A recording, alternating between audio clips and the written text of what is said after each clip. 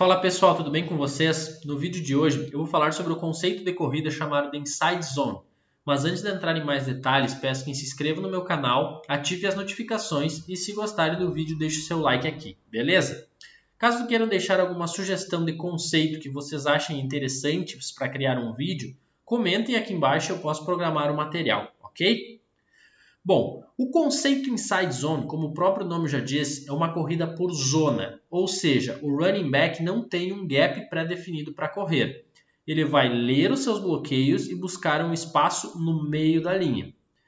Para definir as zonas de cobertura, as zonas de bloqueio, de cada um dos jogadores da linha ofensiva, a forma mais simples é a famosa regra do coberto e descoberto. Como isso funciona? Bom, uma forma de fazer isso é traçar uma linha no nariz de cada OL, dividindo ele ao meio. Nesse cenário, nós vamos definir o play side da jogada e com base nisso começamos então a contagem de coberto e descoberto. Vamos definir o play side como sendo o lado direito. Basicamente, se da linha que parte do meu nariz até o nariz do próximo jogador de linha ofensiva em direção ao play side tiver um DL alinhado, eu estou coberto. Se não tiver, eu estarei descoberto. Nessa imagem aqui, com o play side sendo à direita do ataque, nós vemos que o right tackle está coberto, pois tem um DL na sua zona de cobertura. O right guard está descoberto, pois nenhum DL está do seu nariz até o nariz do tackle. O center está coberto, o left guard está descoberto e o left tackle coberto. O tight end ele pode ser posto também como um descoberto, visto que o DL está no seu nariz e aí entraria na zona de contagem de um próximo cara, ou ele pode ser colocado como coberto conforme algum ajuste de contagem. Mas aí, nesse caso, mudaria um pouquinho a regra, tá? O que não é tão comum. Então, eu atribuo nessa situação aqui o tight end sendo um cara descoberto.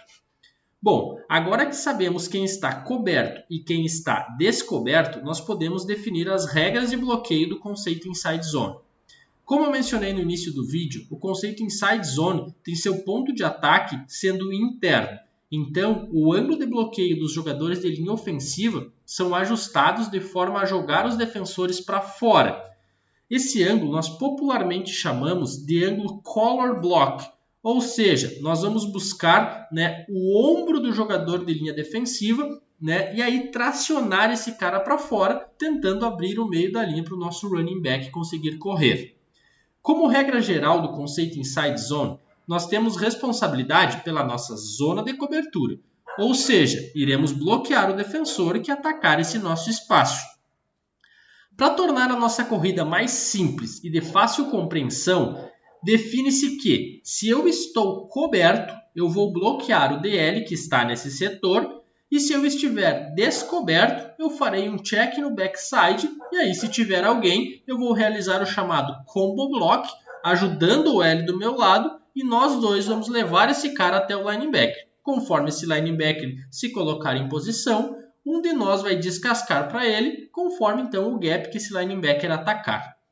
Nessa jogada aqui, o right tackle está coberto, então ele bloqueia o DL. O right guard ele está descoberto, então ele olha para o backside, encontra um DL na zona de cobertura do center, assim então ele vai combar e os dois vão progredir em direção ao linebacker. Se esse linebacker se apresentar pelo gap do guard, como sugere o alinhamento aqui, o guard descasca para ele. Se ele tentar vir por dentro, ou seja, no gap do center, o center é quem descasca para esse linebacker, respeitando assim então a regra de bloqueio por zona. O left guard, então, ele está descoberto, aí ele olha para o backside, vê um DL, comba com o left tackle e os dois juntos, então, vão progredir até o linebacker. O tight end, teoricamente, então, vai fazer o seu zone step para dentro, esperando alguma possibilidade de penetração no gap interno, tá?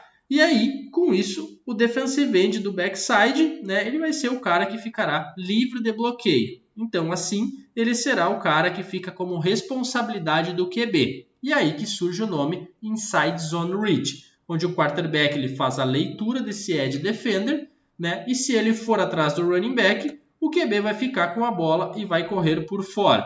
Se esse edge defender então fechar a lateral, jogar pelo quarterback, o QB entrega a bola para o running back e o running back corre pelo meio, tá? Nessa jogada em específico, nós veremos, né, no vídeo que os Eagles eles têm números no box, tá? E com isso, então, eles vão liberar o tight end da contagem e vão mandar ele direto em um defensive back que está fora do box aqui, tá? Por isso, então, nós não veremos ele entrar no zone block, beleza? Vamos para o vídeo.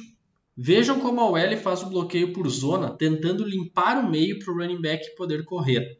Percebam como os OLs descobertos fazem os combos, tá? E aí descascam para o segundo nível da defesa conforme os linebackers se apresentam na jogada. O edge defender do backside, né, ele é o cara que fica livre de bloqueio de algum jogador de linha ofensiva e ele é o cara leitura do quarterback, né? Como nessa situação aqui, esse edge defender, esse defensive end, ele fica com o quadril paralelo à linha de scrimmage, tá? E se mantém por fora, ou seja, jogando pelo quarterback, a bola acaba sendo entregue para o running back, né, que por sua vez vai fazer as leituras dos combos, né? E aí ele encontra um espaço aqui no meio e consegue ganhar boas jardas nessa jogada. Agora, caso esse edge defender virasse o quadril para o running back e entrasse, o QB, então, ele faria uma leitura diferente. Naturalmente, ele não ia entregar a bola para o running back. Vamos ver isso em outra situação. Vejam que nessa jogada, o edge defender agora, ele entra bastante e acaba virando o seu quadril para o running back. Esse, então, é o gatilho para o quarterback puxar a bola e correr por fora, tá? A Inside Zone Read ela é uma corrida muito interessante, pois ela, além de ser física, né, devido aos seus combo blocks, ela acaba criando números para o ataque, né, visto que um dos jogadores de linha defensiva, né, ou pode ser um linebacker, enfim, o jogador que estiver jogando no edge, ele não vai ser bloqueado diretamente por um OL. Isso vai permitir, então, né, que um jogador a mais da linha ofensiva possa trabalhar no segundo nível, né, e progredir até um inside linebacker, tá? E além disso também, né, o ataque apresenta uma ameaça dupla, pois a bola pode ficar com o running back ou pode ficar com o quarterback, tá? Aqui no FABR, né, então aqui no Brasil, é bem comum nós vermos, né, ataques utilizando 5 jogadores de linha ofensiva e um running back e enfrentando defesas que utilizam 3 DLs e 3 linebackers numa 3-3 ou 4 DLs e 2 linebackers numa 4-2, mas geralmente com 6 caras no box. Tá? E aí, utilizar a Inside Zone Read, deixando então o Edge Defender desbloqueado, né? Sendo esse cara então a leitura do quarterback, cria-se uma situação de bloqueio 5 contra 5, tá? E isso pode ser bastante favorável ao ataque. Por isso então que a Inside Zone, né, ela acaba sendo uma corrida bem popular aqui no Brasil, né? E acaba também sendo a base para diversos playbooks de diversos times, beleza?